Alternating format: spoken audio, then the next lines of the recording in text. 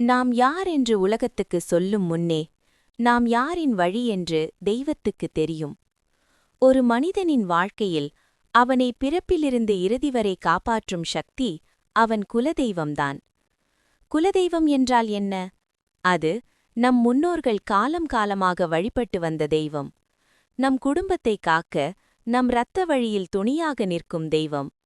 பலர் பெரிய கோவில்களுக்கு செல்வோம், பெரிய தெய்வங்களை வழிபடுவோம். ஆனால் நம் குலதெய்வத்தை மறந்துவிடுகிறோம். குலதெய்வ வழிபாடு இல்லை என்றால் வாழ்க்கையில் தடை, தாமதம், மன அமைதியின்மை, காரணமே தெரியாத பிரச்சனைகள் வரும் என்று பெரியவர்கள் சொல்வார்கள். ஏன் தெரியுமா? குலதெய்வம்தான் நம் குடும்பத்தின் காவல் தெய்வம், நம் வீட்டின் எல்லையில் நிற்கும் இரட்சகன்.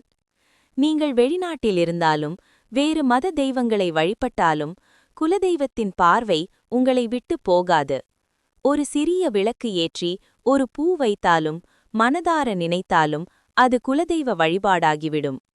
குலதெய்வத்துக்கு வேண்டியவை பெரிய பூஜை அல்ல, உண்மையான நம்பிக்கை, நன்றியுணர்வு, எங்களை காப்பாற்றுங்கள் என்ற மனப்பூர்வமான வேண்டுதல். ஆண்டுக்கு ஒருமுறையாவது குலதெய்வ கோவிலுக்கு சென்று தலைவணங்கி நன்றி என்று சொன்னாலே போதும். அப்போதுதான் தடை நீங்கும், திருமணம் கைகூடும், குழந்தை பாக்கியம் வரும், தொழில் வளர்ச்சி கிடைக்கும், மன அமைதி பிறக்கும்.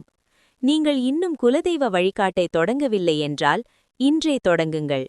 இப்போதே மனதில் நினையுங்கள், எங்கள் குலதெய்வமே, எங்களை காத்தருளுங்கள். குலதெய்வம் மறக்கப்படுவதில்லை, நாம் தான் நினைவில் வைத்திருக்க வேண்டும். குலதெய்வம் துணை இருந்தால் வாழ்க்கை தானாக சரியாகும். மறக்காம நம்ம சேனலை சப்ஸ்கிரைப் பண்ணிடுங்க. இதுபோல ஆன்மீக பக்தி கதைகளை கேட்க.